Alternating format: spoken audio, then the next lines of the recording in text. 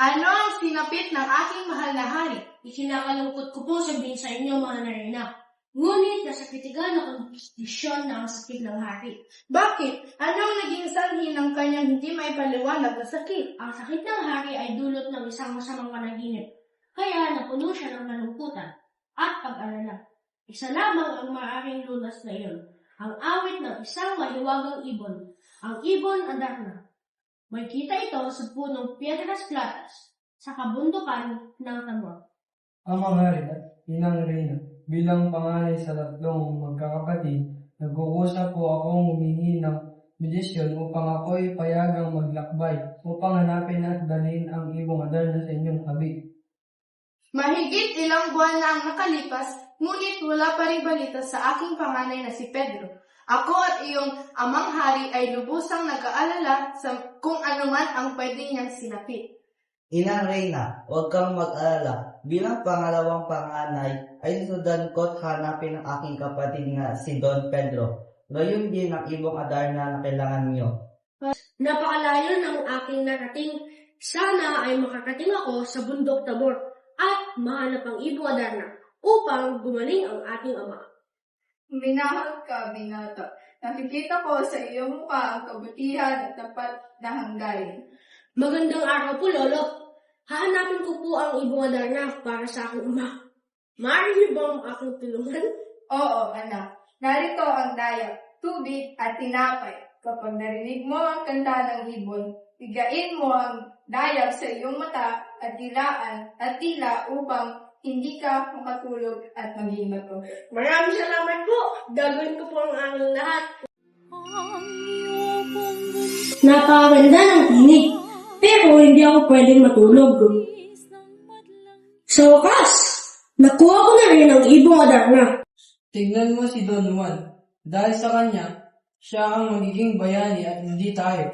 Kailangan natin siyang pabagsakin. Ano ang gagawin natin? Kapag nakatulog siya, itatapon natin siya sa malalim na bangin at kukunin natin ang ibon.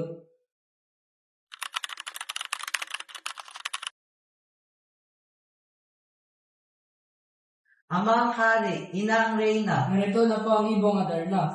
Bakit hindi ito umaawi? Bakit malungkot ang tsura nito? Hindi niyo ba nakita si Don Juan? Wala po inay. Baka napahamak na siya sa gubat. Nasaan ako? Bakit ako nasa ilalim ng bangin? Huwag kang matakot, binata. Tutulungan kita makaahon. Sumakay ka sa aking likuran. Salamat, kaibigang ibon.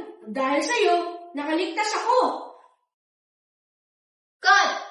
Ano kaya nasa tore na yun? Sino ang nangahas na pumasok dito? Ito ang kaharian ng Armenia! Nais ko lamang makita kung sino ang nasa loob ng tore. Hindi pwede!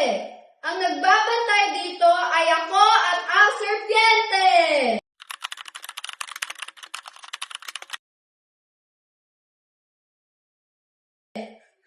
Salamat po. Ako si Doña Juana. Iniligtas niyo po ako sa kamay ng higante. Wala ka naman, prinsesa. Samahan mo na ako pauwi. Don Juan, bago tayo umalis, may hihilingin sana ako. Ano yun? Pwede bang kunin natin ang ibong Adarna muli? Hindi ito umaawit dahil wala ka. Kailangan ka nito para gumaling ang hari.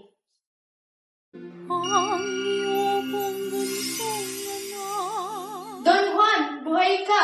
Akala namin nawala ka na.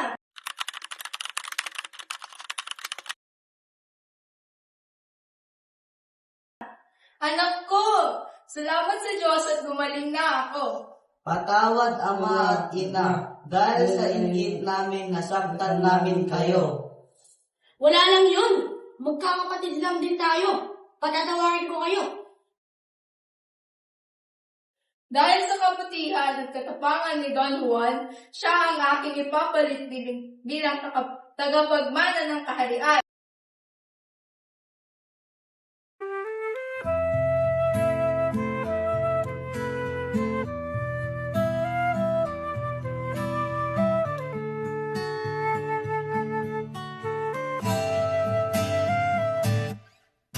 Tungalay ko nga